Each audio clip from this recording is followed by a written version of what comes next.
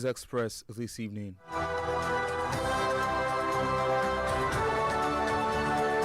Federal government approves 50% increase in inmates' daily feeding allowance.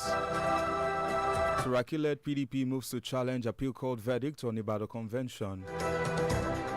Sanwo-Olu expands digital education initiative, distributes learning devices to students. Good evening and welcome to News Express on Adam Yumogo 93.1 FM Lagos. A blend of national, local, political, international sports and entertainment news. I'm Ayo Adekeye and other news in detail.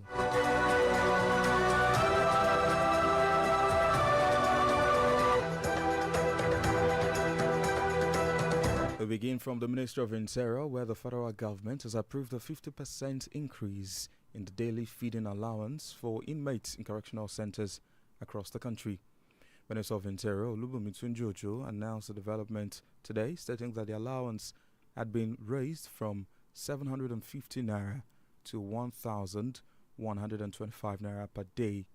According to the minister, the adjustment was initially approved in September 2024, following widespread concerns over poor feeding conditions and the welfare of inmates in correctional facilities across the country. When this government came, feeding of inmates was about 750 naira a day. That's 3 meals at 250 naira per meal. But Mr. President, we did a memo to Mr. President. He approved it, and it has taken effect. At least it's a good starting point to give us 50% increment in terms of their feeding allowance. Tunjojo, however, explains that the implementation of the new allowance is being carried out in phases by the Ministry of Finance. He noted that the gradual rollout is aimed at ensuring sustainability while addressing the welfare and needs of inmates. And now to power, where Nigeria's Minister of Power, Adebayo Adelabu, says electricity supply could see improvement in the coming days as the ongoing reforms in the sector are beginning to yield results.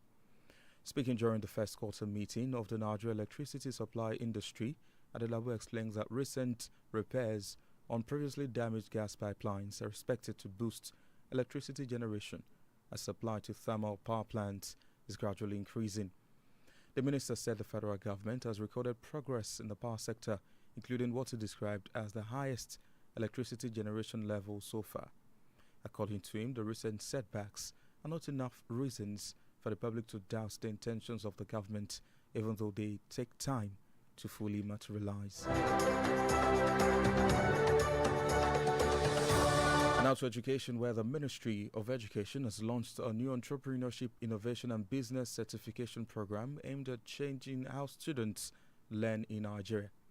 Speaking at the event, the Minister of Education, Tunji Alausa, noted that the initiative will help young people move from being job seekers to becoming job creators and innovators, adding that traditional education is no longer enough in today's technology-driven world. Enable students to convert their knowledge, talents, and passion into viable enterprise. Equip students with practical skills, innovation, business planning, financial literacy, and venture development, and ultimately reduce unemployment by empowering students to create sustainable business even before graduation. This is what the designers rightly described as student enterprise compass, guiding our youth towards productivity, innovation, and self-reliance. The minister revealed that by next year, all federal universities and polytechnics will be onboarded alongside a student venture capital grant of 50 million naira in partnership with the Bank of Industry to help scale promising student-led enterprises. By next year, all federal universities would be onboarded. Some federal polytechnic colleges of education. 2028, all our federal tertiary institutions will be on EPIC, will be fully onboarded. And I'll tell you, a few months ago, December precisely, launched the Student Venture Capital Grant to support late-stage startup for the innovators at our various institutions. This is open. This was open to all federal all institutions across the country, private and public, to help unleash the capacity, that is innate capacity, talent that resides inner youth, inner students. We're giving them 50 million grants to support their ventures, to scale. Alausa said the goal is to reduce unemployment by enabling students to start sustainable businesses even before graduation, helping to drive economic growth in Nigeria.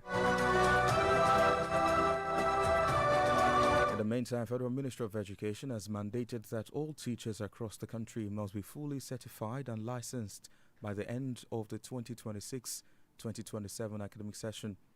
In a statement today, teachers are expected to access the Council's official portal to obtain or renew their licenses, which will remain valid for 3 years.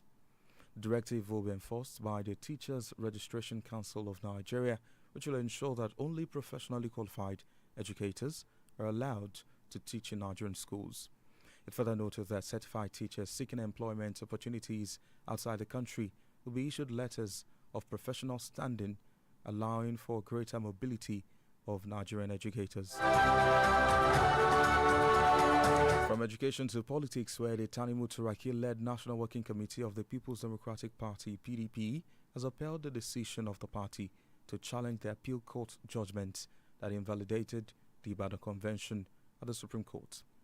The decision was taken today after an emergency NEC meeting of the PDP led by Turaki and the Adolphus Wabara Board of Trustee.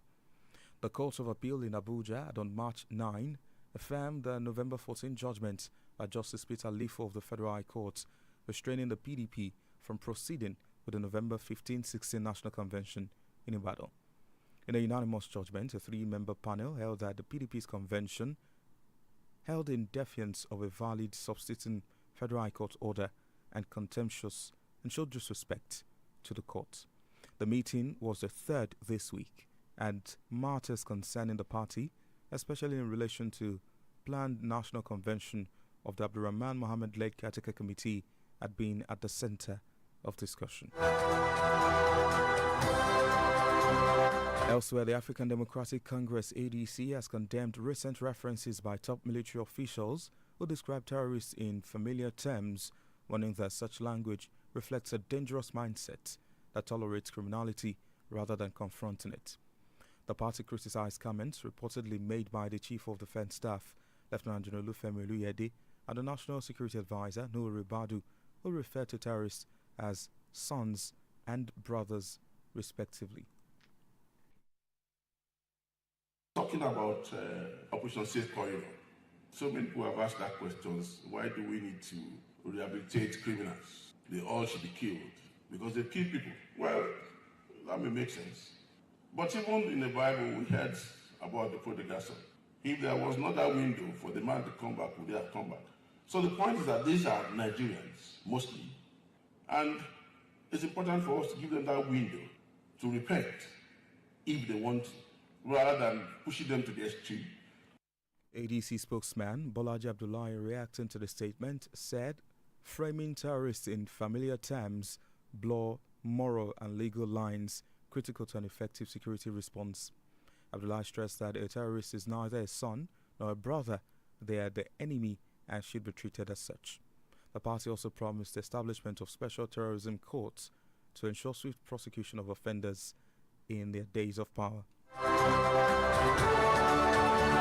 So very sad news now, where the family of former Kaduna State Governor Nasir El-Rufai announced the passing of their matriarch Ajia Umar El-Rufai. She reportedly died in Cairo, Egypt at an old age after a long period of illness. The development comes amid ongoing legal proceedings involving El-Rufai, who is currently in the custody of the Independent Corrupt Practices Commission following his arrest after being initially detained by the Economic and Financial Crimes Commission (EFCC). The former governor was arraigned before a federal high court in Kaduna by ICPC on the 24th of March. Still on legal matters now, Justice Hamza Moazu of the Federal Capital Territory High Court has discharged the former Minister of Aviation Stella Odua and Gloria Odita, a former aide, of a 2.5 billion naira fraud charge. Justice Moazu ordered their discharge after the prosecution said it had discontinued the case against them based on a plea bargain agreement reached by the parties. The prosecution, however, retained two companies linked to the former minister, Shabura International Limited and Global Offshore and Marine Limited, as defendants in an amended charge. In the amended 2-count charge, Shobora International Limited was accused of being unlawfully in possession of 838 million naira, while the Global Offshore and Marine Limited was in possession of 1.629 billion naira. In his ruling, Justice Moazu convicted the two companies based on their guilty plea and ordered that they be wound up. Odua and Odite were arraigned in December 2025 by the Office of the Attorney General of the Federation on a 5-count charge bordering on alleged fraud, obtaining by false pretense and criminal breach of trust. In the metropolis, Lagos State Governor Babajide Sanwo-Olu has expanded his Hope for Digital Education initiative by distributing smart digital learning devices and core textbooks to public secondary school students across the state. According to a statement today from the Public Relations Officer of the State Ministry of Basic and Secondary Education, Elias Olawale, the move positions Lagos as a national leader in digital learning. The newly distributed Hope Digital Learning tablets are powered by living data-enabled SIMs and a Rodoct platform offering curriculum-aligned lessons, videos, mock examinations, and life skill resources. Paired with simplified core textbooks, the integrated model ensures students have continuous access to high-quality education, reinforcing classroom learning. And now, Lagos State Ministry of Transportation has raised alarm over the activities of individuals issuing fake vehicle documents, including roadworthiness certificates and other vehicle particulars, to unsuspecting motorists across the state. In a statement, Commissioner for Transportation Oluwaseun Oshiyemi strongly condemned the fraudulent practice, stressing that vehicle documentation remains a statutory responsibility carried out solely by duly authorized agencies. He warns that any document obtained outside official channel is invalid and constitutes a serious offense. Motorists were advised to avoid patronizing unauthorized individuals or groups for vehicle documentation, as such action not only engender public safety but also expose them to legal consequences. Oshiyemi assured the public that enforcement operations have been intensified to track down and apprehend those involved in the illegal activity. Now to other matters where Lagos State Domestic and Sexual Violence Agency have confirmed the remand of a suspect following an alleged domestic violence. In a statement, the agency disclosed that immediate steps were taken after a video surfaced, including establishing contact with the survivor and ensuring case was formally reported to appropriate authorities. According to the agency, the survivor alleged that she was physically assaulted by a estranged partner, sustaining severe injuries, including the loss of a finger. The suspect was subsequently apprehended and investigations were carried out by law enforcement authorities. The case was charged at Court 6, Mbiajegunle, where he was remanded at the Kirikiri Maximum Security Custodial Center pending further legal proceedings. Authorities also confirmed that bail was granted in the sum of 200,000 naira with two shorties, while the next hearing has been scheduled for April 29th.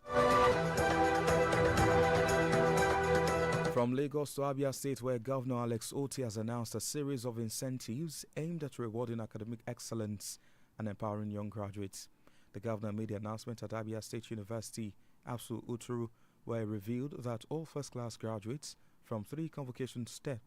sets across universities will receive automatic scholarship to pursue master's and PhD programs in any Nigerian university. Provision shall be made within the limits of available resources to bring ABSU at par with the best there is, because for us, there's no better social legacy. Additionally, all first-class graduates of the university across the 3 convoking states shall be awarded postgraduate scholarships to any public university of their choice within the country up to doctorate degree level. Of course, you know that this is subject to the acceptance of the teaching offer that we have already made. The governor also approved the sum of 200 million naira to support up to 100 graduates with innovative business ideas and enterprise initiatives. Special consideration shall be given to graduates with degrees in education, computer sciences, statistics, health, and medical sciences, and other areas of critical need. Again, this shall be subject to the completion of the NYSC program. Lastly, we have earmarked 200 million naira to support up to 100 graduates with innovative business plans and enterprise initiatives to start and scale their businesses. Ideas and proposals around agriculture, ICT, and clean energy products shall be prioritized. The funding, according to the governor, is designed to help beneficiaries start and scale their businesses, contributing to economic growth and job creation in the state. This is News Express on Adami Mogo 93.1 FM Lagos. Still to come on sport, Simon Akor scores as Nigeria defeats Iran in friendly clash. On entertainment, Konga criticizes new generation artist, says Davido should support music legends.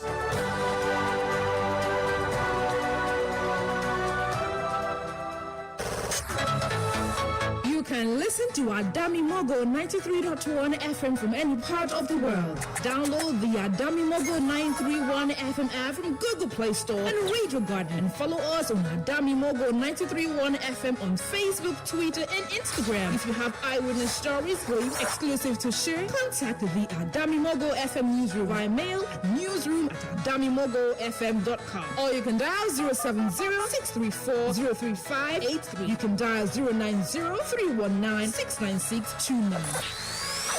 Adami Mogo 93.1 FM Lagos, voice of the light.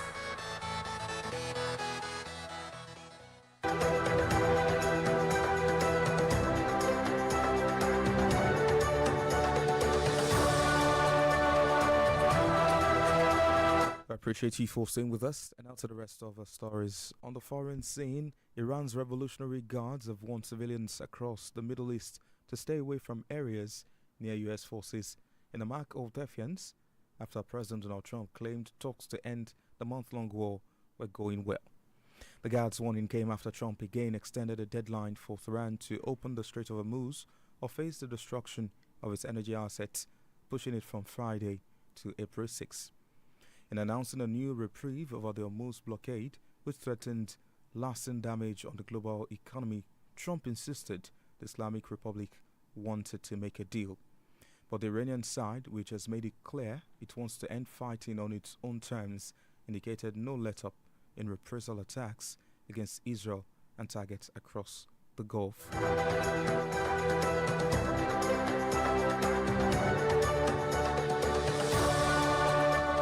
To sports, where Nigeria secured a 2-1 victory over Iran in an international friendly at the Madron Sport Complex in Antalya, Turkey. The Super Eagles opened the scoring in the 6th minute when Moses Simon finished from the center of the box after a pass from Samuel Chukwueze. Nigeria doubled the lead shortly after the restart in the 51st minute when Akor Adams fired home from close range after being set up by Ademola Lookman. Iran pulled one back in the 67th minute through Mehdi Terami to spark hopes of a comeback. Nigeria made several changes as the game progressed, introducing Paulo Noachu, Fisayo Dele Bashiru, Chidera Ejuke, and Frank Oyenka. The Super Eagles will next face the Jordan national team in their next friendly on Tuesday, March 31st. And now to entertainment. Veteran singer Konga has lamented about what he described as a lack of support from the present crop of Nigerian artists to industry legends. Speaking in a recent episode of the Hits Don't Lie podcast, Kaba Kruna said Davido should have supported Nigerian music legends with the 200 million naira birthday donations he received from his friends and fans in 2021. However, Konga argued that it would have been better if he had used the funds to support struggling music legends, saying that the funds could have rejuvenated their careers. According to him, the present crop of Nigerian artists need to humble themselves. Nobody is dragging their money with them, but they have used the peer pressure to chase a lot of Nigerian music legends into many odd jobs abroad. As we conclude News Express on Adami Mogo 93.1 FM Lagos, here's a recap other major stories. It was brought to you that the federal government approved a 50% increase in the daily feeding allowance for inmates in correctional centers from 750 naira per day to 1,125 naira. It also told you that the Tanimu Turaki-led National Working Committee of the People's Democratic Party has upheld the decision of the party to challenge the appeal court judgment that invalidated the Ibadan Convention at the Supreme Court. Finally, in the news, Lagos State Governor Babajide Sanwo-Olu expanded his Hope for Digital Education initiative, distributing smart digital learning devices and core textbooks to public secondary schools in the state. And that's News Express. On behalf of the production team, I am Ayo Adekeye saying thank you for listening. Good evening.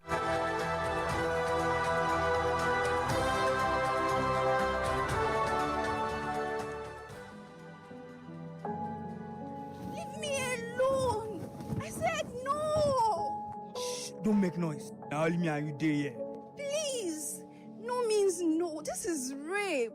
And you will go to jail for this. Oh, Baraduro, sharp, before you know I don't finish. Please. Hello, police. Hello, can you hear me?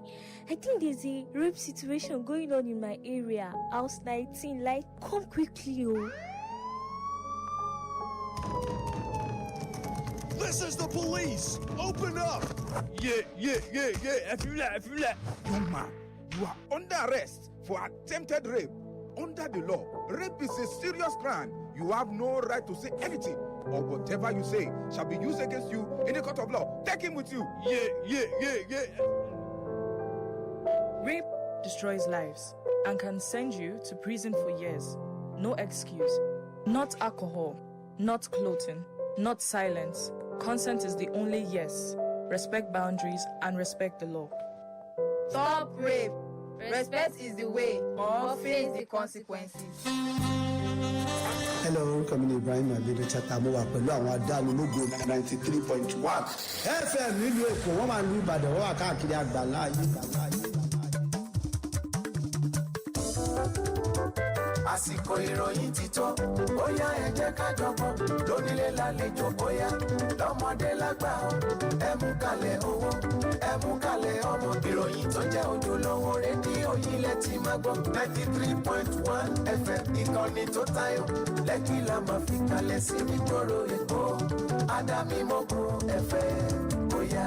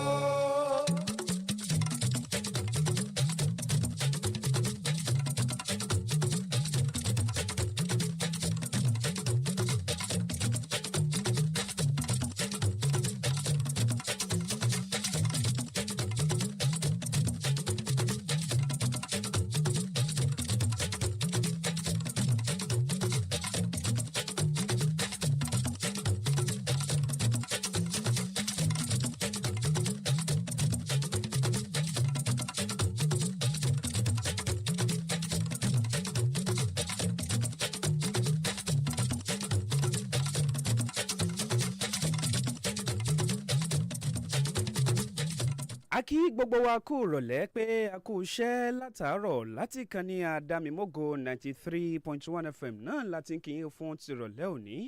Akotan Iroyin ló ń dé sétí gbọ̀nyìn ò fún tìrọ̀lẹ́ òní. Ọláolúwa Abímbọ́lá lórúkọ tèmi tí mo jẹ́ oníròyìn fún ti àsìkò yìí. Ṣáájú ẹ jẹ́ ká gbọ́ àwọn kókó tó wà nínú ìròyìn náà.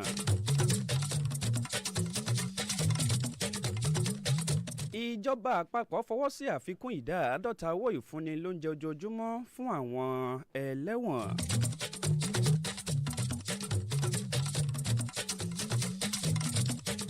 Turaki darí àwọn ìgbésẹ̀ ẹgbẹ́ òṣèlú PDP láti tako ìdájọ́ ilé ẹjọ́ kòtẹ́milọ́rùn lórí àpérò ti ìlú Ìbàdàn.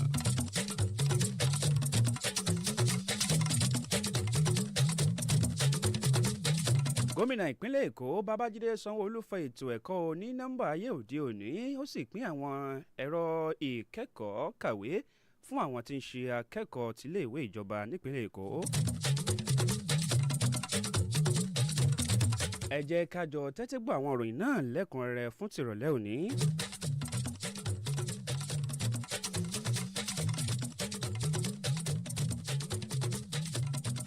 ìjọba àpapọ̀ lórílẹ̀‐èdè nàìjíríà náà ni wọ́n ní àwọn ti ṣe bẹ́ẹ̀ ṣe ìbuwọ́lù eléyìí tó ní í ṣe pẹ̀lú owó tó jẹ́ ìdá 50 èyí tí wọ́n ní kó gorí owó tí wọ́n fi ń ṣe ìfúnni lóúnjẹ fún àwọn tí ń ṣe ẹlẹ́wọ̀n lójoojúmọ́ ní àwọn agbègbè tí ń ṣe iléèwà àtúnirọ̀ ní orílẹ̀‐èdè nàìjíríà gẹ́gẹ́ bí wọ́n ṣe ṣàlàyé pé ìgbésẹ̀ náà ló wáyé látàrí ètò ọrọ̀ ajé èyí tó yí gọ́gọ́ fún tàsíkò yìí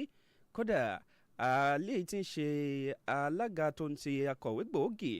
àti ẹni tó sì jẹ́ alákòóso tó ń rí sí ètò tó ń ṣẹlẹ̀ nínú ilé olúbùnmi túnjí òjò wọn lòun náà ló ṣe ìkéde ìdàgbàsókè ọ̀hún tó sì ṣàlàyé pé ńṣe làwọn ti ṣe ìgbélárugẹ owó èyí tí àwọn fi ń fún àwọn ẹlẹ́wọ̀n lóúnjẹ lójoojúmọ́ lórílẹ̀‐èdè nàìjíríà láti òǹkà yìí tí ń ṣe eléyìí tí ń ṣe 750 sókè lọ́hùn-ún sí eléyìí tí ń ṣe 1,000 ó lé 1,535 lójoojúmọ́ ìgbà tí wọ́n fi ọ̀rọ̀ ọ̀hún léde gẹ́gẹ́ bí ẹni tí ń ṣe alákòóso àgbà ọ̀hún tó ń rí sí ọ̀rọ̀ tó ń ṣẹlẹ̀ ní inú ilé wa lórílẹ̀‐èdè nàìjíríà wọ́n ní àtúnṣe náà ló lọ́wọ́ bí ìjọba àpapọ̀ bí wọ́n ṣe ní àwọn buwọ́lù báyìí láti inú oṣù kẹsàn-án èyí tí ń ṣe ti ọdún 2024 èyí tí a ti lò sẹ́yìn ọ̀hún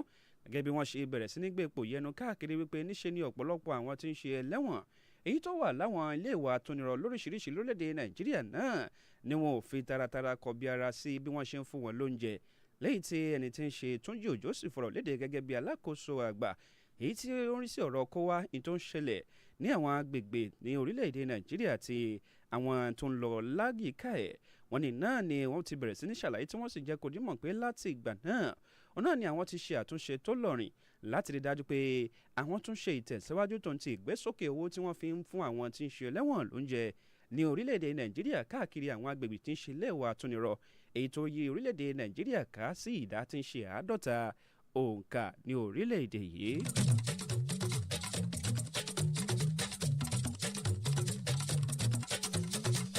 alákòóso àgbà tó ń rí sí ọ̀rọ̀ ètò agbára nílẹ̀ yìí adébáyọ̀ adélábù náà ló ti bẹ̀rẹ̀ sí ní ṣàlàyé pé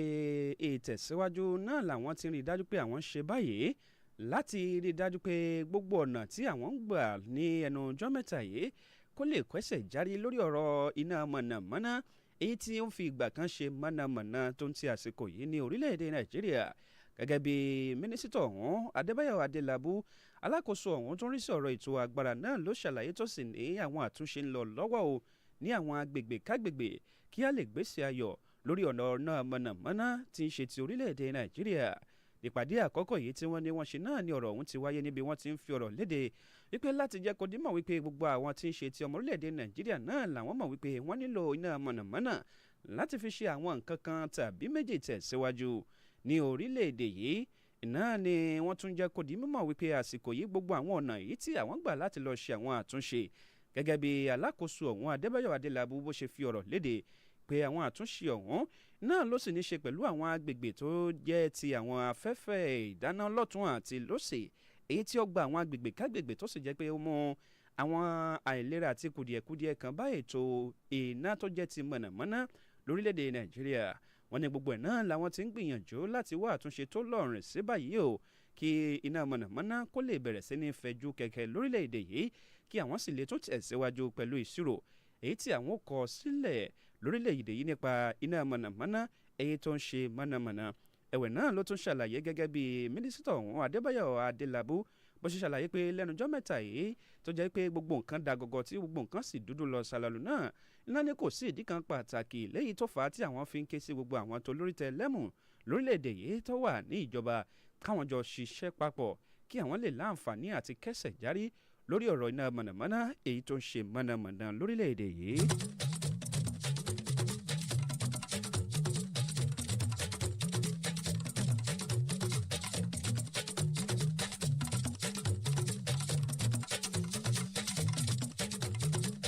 lórí ọ̀rọ̀ ètò ẹ̀kọ́ lórílẹ̀‐èdè yìí náà ni ìròyìn kan tí ó ṣe bẹ́ẹ̀ tó ń ṣàlàyé pé ẹ̀ka tí ń rí sí ètò ẹ̀kọ́ ní orílẹ̀‐èdè nàìjíríà lábẹ́ àkóso ìjọba àpapọ̀ lórílẹ̀‐èdè yìí náà ni wọ́n ti ṣàlàyé báyìí tí ẹ̀ka ọ̀hún sì ń jẹ́ kó dímọ̀ wípé àwọn ké sí àwọn tí ń ṣe olùkọ́ lọ́tún àti lósì wípé kí wọ́n ṣe ìgbéradì láti rí dájú pé wọ́n mú àtúntò bá àwọn ìwé ẹ̀rí lóríṣiríṣi èyí tí wọ́n lò lẹ́nu iṣẹ́ pàápàá tí wọ́n sì ń jẹ́ kó dímọ̀ wípé lọ́wọ́ yìí nínú àkọjá ọ̀rọ̀ yìí tí wọ́n kọ léde èyí tí wọ́n sì ń ṣàlàyé pé àwọn lérò pé àwọn tí ń ṣe olùkọ́ tó jẹ́ ti tíṣà lọ́tún àti lósì lórílẹ̀‐èdè yìí kí wọ́n ṣe bẹ́ẹ̀ kí wọ́n ṣe ojúṣe tó yẹ kí wọ́n ṣe láti rí dájú pé wọ́n mú àtúntò bá àwọn ìdánimọ̀ wọn tí ń ṣe ìwé ẹ̀rí lọ́tún àti ìdánimọ̀ wọn lósì léyìí tó sì jẹ́ pé wọ́n ló jẹ́ in tó yẹ kó ṣe kókó tó ń ti pàtó tí wọ́n gbọ́dọ̀ ṣe èyí tó jẹ́ pé tí ó sì máa gbé wọn fún bíi ọdún mẹ́ta lórílẹ̀‐èdè yìí gẹ́gẹ́ bí ọ̀rọ̀ wọn tí wọ́n fi léde tí ẹ̀ka tó ń rí sí ọ̀rọ̀ ètò ẹ̀kọ́ ní orílẹ̀‐èdè nàìjíríà lábẹ́ àkóso ìjọba àpapọ̀ náà ni wọ́n ní kí wọ́n gbìyànjú o kí wọ́n sì rí dájú pé wọ́n ṣiṣẹ́ tọ ìbámu tó ń ti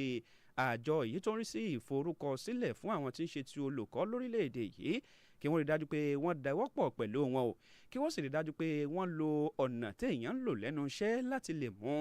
ìfọ̀kànbalẹ̀ tó ètò èyí tó ní ṣe pẹ̀lú à ń kọ́ni ní ẹ̀kọ́ lọ́tún àti lósì gẹ́gẹ́ bí olùkọ́ tí wọ́n ṣe wọ́n ní bí ìròyìn ọ̀hún tó ṣe ń ṣàlàyé ọ̀rọ̀ síwájú náà àkótán fún tìrọ̀lẹ́ òní ẹ̀ka ọ̀hún tó ń rí sí ètò ẹ̀kọ́ ní orílẹ̀-èdè yìí wọ́n ní àwọn fẹ́ kí ìlọsíwájú kó bá ètò ẹ̀kọ́ o tó sì jẹ́ pé gbogbo àwọn tí ń ṣe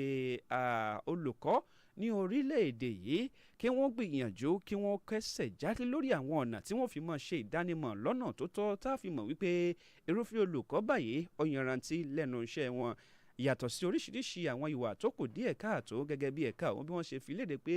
kí onírúurú àwọn tí ń ṣe olùkọ́ ọ̀hún kí wọ́n jìnnà sí àwọn àkọsílẹ̀ ìwà aláàbì èyí tó lè ba ọjọ́ ọ̀la wọn jẹ́ tàbí tí ò ní jẹ́ kí wọ́n lè rí àǹfààní àtòrí ọ̀fẹ́ gbà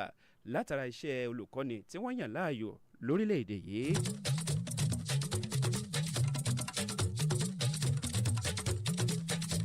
lórí ọ̀rọ̀ ètò òṣèlú ní orílẹ̀‐èdè nàìjíríà náà ni ìròyìn kan tó wà nínú àkótán fún tìrọ̀lẹ́ òní náà ló ṣàlàyé pé Tanimu Turaki náà ló kó àwọn tí ń ṣe ìgbìmọ̀ rẹ̀ sòdí o tó sì jẹ́ ti ẹgbẹ́ òṣèlú People's Democratic Party yún ẹgbẹ́ ti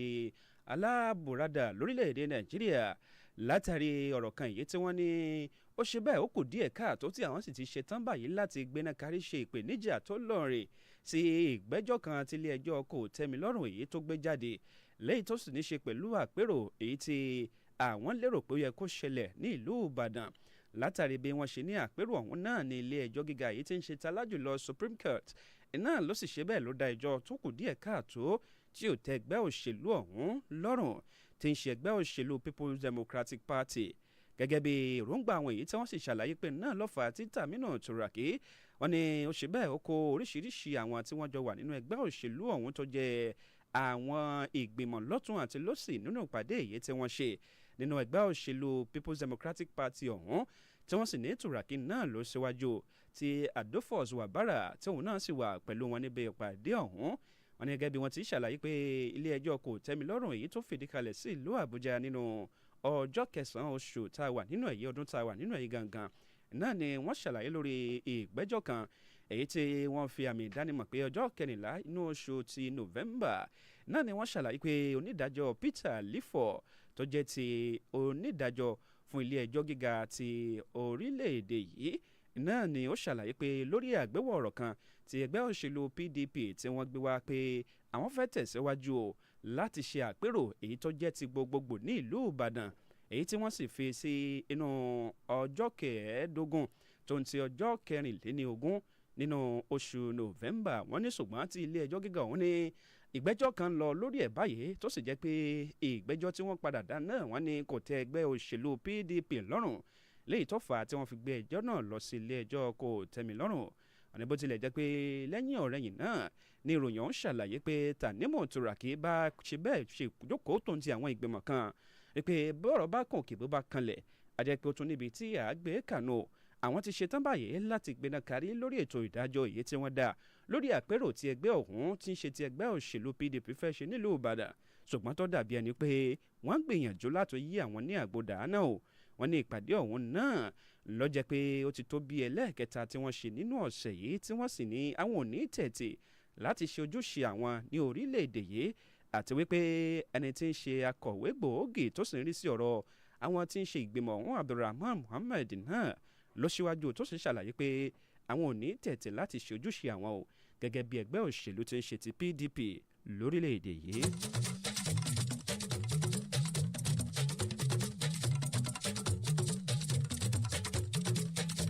lórí ọ̀rọ̀ ètò òṣèlú orílẹ̀-èdè yìí náà ni mo ti bá ìròyìn tó ń ṣàlàyé nípa ẹgbẹ́ òṣèlú African Democratic Congress ADC táwọn náà sì ṣàlàyé pé lórí ọ̀rọ̀ kan yìí tí ó ń jà rìnrìn lọ́wọ́ yìí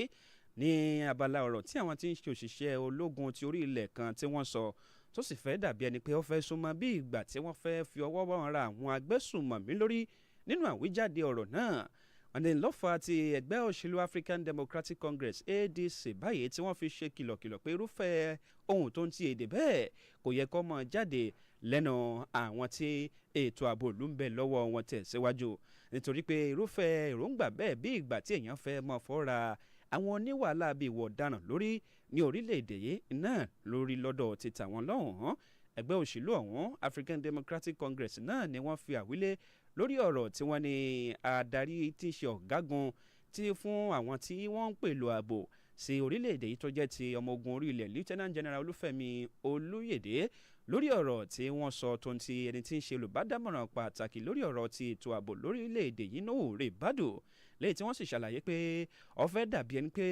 ọ̀rọ̀ kọ́wúkọ́ kan ṣẹlẹ̀ lórí àwọn ìsọ̀rọ̀sí wọn kan lẹ́yìn tó sì kù díẹ̀ káàtó agbẹnusọ fún ẹgbẹ́ òṣèlú ADC Bọ́lájí Abdullahi náà ló sì ṣàlàyé tó ní kí wọ́n má gbìyànjú láti ṣe bẹ́ẹ̀ ṣe ìfọ́ra fún àwọn agbésùnmọ̀mí lórílẹ̀‐èdè yìí o kí wọ́n sì ṣiṣẹ́ wọn bó ṣe yẹ kí wọ́n ṣe é láti rí dájú pé wọn ò pe àwọn agbésùnmọ̀mí ní ọmọ tàbí kí wọ́n ní èèyàn tí èèyàn ń pọ́nlé lágbésùnmọ̀mí o torí pé ó kù díẹ̀ káàtó tó sì bani lójú jọjọ gẹ́gẹ́ bí ẹgbẹ́ òṣèlú African Democratic Congress bí wọ́n ṣe tako irúfẹ́ ọ̀rọ̀ tó ń ti ohun tó ti ẹnu àwọn òṣìṣẹ́ ológun lórílẹ̀‐èdè yìí jáde.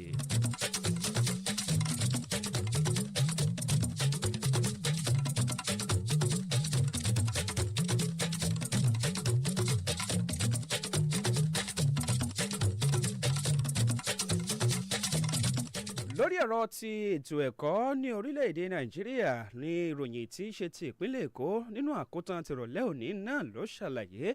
nígbà gómìnà ìpínlẹ̀ Èkó Babájídé Sanwó-Olú bí wọ́n ṣe ní wọ́n ṣe bẹ́ẹ̀ wọ́n nawọ́ rẹ̀ tẹ̀síwájú sí àwọn tí ń ṣe akẹ́kọ̀ọ́ lóníranran ní orílẹ̀-èdè Nàìjíríà láwọn iléèwé èyí tó jẹ́ ti ìjọba ní ìpínlẹ̀ Èkó gan ní pàtó wọ́n ní gẹ́gẹ́ bí wọ́n ṣe àgbéjáde ẹ̀ tí wọ́n sì ń jẹ́ kó dímọ̀ pé ètò ẹ̀kọ́ ìgbàlódé tó ní nọ́mbà èyí tí àwọn sì ń gbìyànjú láti tún jẹ́ kó tẹ̀síwájú kí ó sì ṣe ìwúlò tó lọ́rìn fún àwọn tí ń ṣe akẹ́kọ̀ọ́ ní ìpínlẹ̀ Èkó láwọn iléèwé tó jẹ́ ti ìjọba òun náà ni àwọn tí ń ṣiṣẹ́ tọ̀ lẹ́yìn báyìí gẹ́gẹ́ bí ọ̀rọ̀ èyí tí wọ́n sọ tí wọ́n sì ṣàlàyé pé gómìnà ìpínlẹ̀ Èkó gómìnà Babájídé Sanwó-Olú náà ni wọ́n bẹ̀rẹ̀ sí ní ṣe ìránṣẹ́ lọ sí àwọn oríṣiríṣi iléèwé èyí tó jẹ́ ti ìjọba ní ìpínlẹ̀ Èkó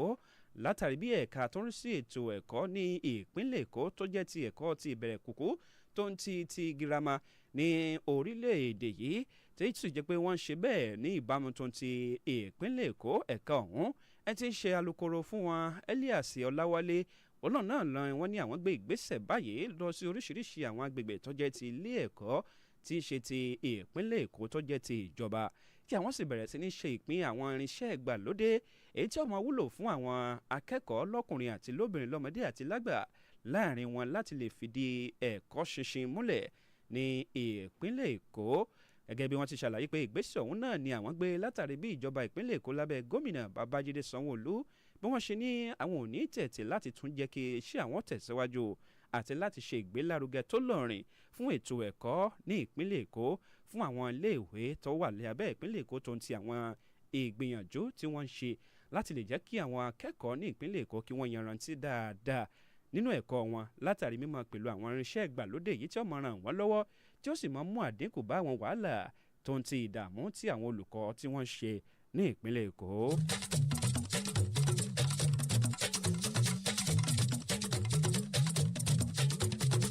lórí ẹ̀ka èyí tó ní í ṣe pẹ̀lú ìgbòkègbodò ọkọ̀ ní ìpínlẹ̀ Èkó náà ni ẹ̀ka tó ń rí sí gbogbo ìlọ bíbọ̀ tó jẹ́ ti ọkọ̀ lábẹ́ ẹ̀ka Lagos State Ministry of Transportation náà làwọn náà ti fi ọ̀rọ̀ léde fún tàsìkò yìí tó ń ti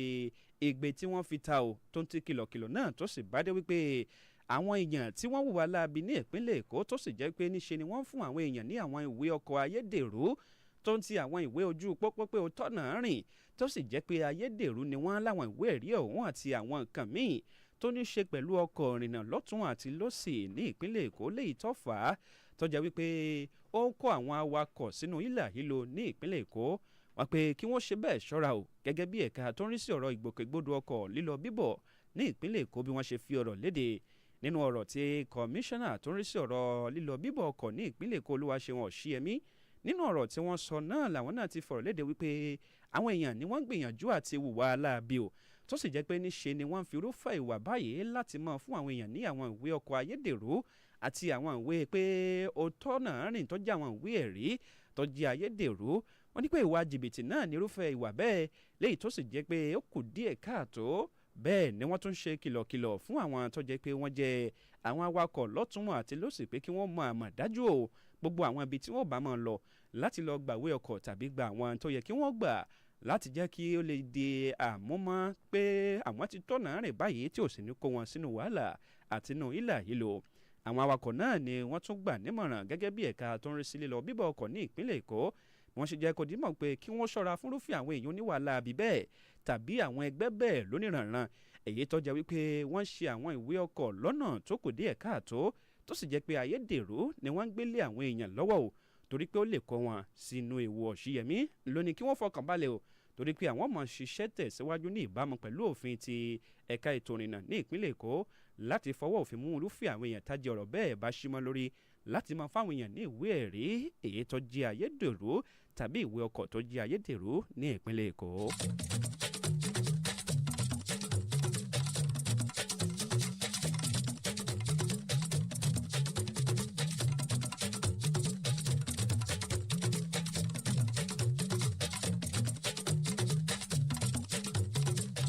lórí ìwà ìpáǹle lọ́tún àti lọ́sì èyí tí ó ṣẹlẹ̀ láwọn agbègbè kan ní ìpínlẹ̀ Èkó náà ni ìròyìn tí ó ṣe bẹ́ẹ̀ jáde fún tìrọ̀lẹ́ òní nínú àkótán ìròyìn tẹ̀yìn àti àwa tá à ń láǹfààní àtijọ́ máa kà àti gbọ́ sétígbò ara wa fún ti àsìkò yìí ẹ má gbàgbé ìkànnì Adámimógo 93.1 FM náà lẹ ti ń gbọ́ wa fún tìrọ̀lẹ́ òní ìròyìn ọ̀hún ló ṣàlàyé pé ìjọba ìpínlẹ̀ Èkó lábẹ́ àkóso àjọ èyí tó ń korojú sí oríṣiríṣi ìwà ìpáǹle àti ìwà tìpátìkúùkù máa fi jẹ dòdò ìfẹ́ lára ẹni nínú ìbálòpọ̀ tó àti ìbáṣepọ̀ lórílẹ̀‐èdè yìí wọ́n ní náà ni wọ́n ti fi ọ̀rọ̀ léde tẹ̀ka ti ìpínlẹ̀ Èkó ló ń sọ̀rọ̀ báyìí pé àwọn ti ráwọ́ òfin tó ẹnìkan èyí tí ajé ọ̀rọ̀ símọ́ lórí tó sì jẹ́ pé ìwà ìbàjẹ́ náà ló kọ́wọ́ rẹ̀ gbà wọ́n ní nínú ọ̀rọ̀ tí àjọ ọ̀hún tí wọ́n fi léde tí wọ́n sì ń jẹ́ kó dímọ̀ pé ìgbésẹ̀ náà ni àwọn ti gbé lẹ́yìn fọ́nrán kan èyí tí ó gba orí ẹ̀rọ ayélujára tí àwọn sì tọ fọ́nrán ọ̀hún náà lẹ́yìn wọ́n ní ṣùgbọ́n irúfẹ́ ẹni tí ìṣẹ̀lẹ̀ ọ̀hún ṣẹlẹ̀ sí tí orí kó yọ nínú ìṣẹ̀lẹ̀ náà ni wọ́n ṣàlàyé pé àwọn ti láǹfààní àti gbé ẹjọ́ ọ̀hún lọ sí ọ̀dọ̀ àwọn tí ó ní ẹ̀tọ́ láti dá ẹjọ́ náà bó ṣe tọ́ àti bó ṣe yẹ lábẹ́ òfin orílẹ̀-èdè yìí tó ń ti òfin ìpínlẹ̀ Èkó gẹ́gẹ́ bí ọ̀rọ̀ tí àwọn àjọ ọ̀hún tí wọ́n rí sí ìmọ̀ ṣe tó kù díẹ̀ káàtó àbí ìmọ̀ fìyà jẹ ara ẹni nínú ìbáṣepọ̀ tó ń ti ìbálòpọ̀ papọ̀ nínú ìfẹ́ wọ́n ní wọ́n ṣàlàyé pé irúfẹ́ ẹni tí ọ̀rọ̀ náà ṣẹlẹ̀ sí iná ni àwọn ti rí dájú pé ọ̀rọ̀ láàrin ọkùnrin àti obìnrin náà ni ìṣẹ̀lẹ̀ ọ̀hún tó sì ṣẹlẹ̀ sí o tó sì jẹ́ pé ó fà á tí onítọ̀hún tọ́rọ̀ ṣẹlẹ̀ sí tí ó sì farapa yánnayànna tó ń ti ọmọ ìka ọwọ́ rẹ̀ kan èyí tí ó bá ìṣẹ̀lẹ̀ náà lọ wọ́n ní àfúrásì ọ̀hún tí ajé ọ̀rọ̀ náà ṣímọ́ lórí náà làwọn ti bẹ̀rẹ̀ sí ní ṣe ìwádìí lé lórí pé kí gan lórí lọ́bẹ̀ tó fi wà ru ọwọ́ látàrí bí ìjà àjàkú àkátá bó ṣe ṣẹlẹ̀ kódà wọ́n ní kíákíá náà ni wọ́n ti gbé ẹjọ́ ọ̀hún lọ sí ilé ẹjọ́ èyí tí wọ́n ṣe bẹ́ẹ̀ wọ́n ń ṣe àpérò lé lórí pé láti mọ ntọ́fà húlẹ̀húlẹ̀ tó ń ti tí àwọn méjèèjì tí wọ́n fi kò sírúfẹ́ ìjà àjàkú àkátá bẹ́ẹ̀ nínú ìfẹ́ tó ń ti mọ̀ràn tí wọ́n fi léde wípé bí apá ò bá ṣe é ṣàn ò ìbádá kí onítọ̀hún kò fi ṣe bẹ́ẹ̀ kò kà lérí ìdààmú ò ní ṣẹlẹ̀ sẹ́nì kọ̀ọ̀kan wa ni tí wọ́n fi gbẹ̀yìn ẹ̀. Akotan Iroyin ló ń wá sétí gbọ́yìn láti ìkànnì Àdámimógo 93.1 FM fún tìrọ̀lẹ́ òní ṣùgbọ́n kó tó di pé a máa dágbére fúnra wa fún tìrọ̀lẹ́ yìí ẹ jẹ́ á mú àwọn kókó náà lẹ́ẹ̀kan sí i. àmọ́ wá sétí gbọ́yìn pé ìjọba àpapọ̀ fọwọ́ sí àfikún ìdá 50% owó ìfúnnilóúnjẹ ojoojúmọ́ fún àwọn ẹlẹ́wọ̀n. àtúnkà sétí gbọ́yìn pé Turaki darí àwọn ìgbésẹ̀ ẹgbẹ́ òṣèlú PDP láti tako ìdájọ́ ilé-ẹjọ́ kò tẹ́mi lọ́rùn lórí àpérò ní ìlú Ìbàdàn. bẹ́ẹ̀ la kà á sétí gbọ́yìn pé gómìnà ìpínlẹ̀ Èkó Babájídé Sanwó-Olú fẹ́ ètò ẹ̀kọ́ onínọ́mbà yóò di òní ó sì pín àwọn ẹ̀rọ ìkẹ́kọ̀ọ́ fún àwọn akẹ́kọ̀ọ́ tó jẹ́ ti ilé ìwé tó jẹ́ ti ìjọba nípínlẹ̀ Èkó. ìròyìn ọ̀hún di wá pé fún tìrọ̀lẹ́ òní àtúmọ̀ pàdé lágbára Elédùmarè Ayọ̀ Adékẹyẹ náà ló kóròyìn ọ̀hún jọ fún tìrọ̀lẹ́ òní Ọláolúwa Abímbọ́lá lórúkọ tèmi tí mo ka ìròyìn náà sétí gbọ̀nyìn o òdìlábọ̀ kájọ ní ọjọ́ rere ẹ̀ ṣeun o.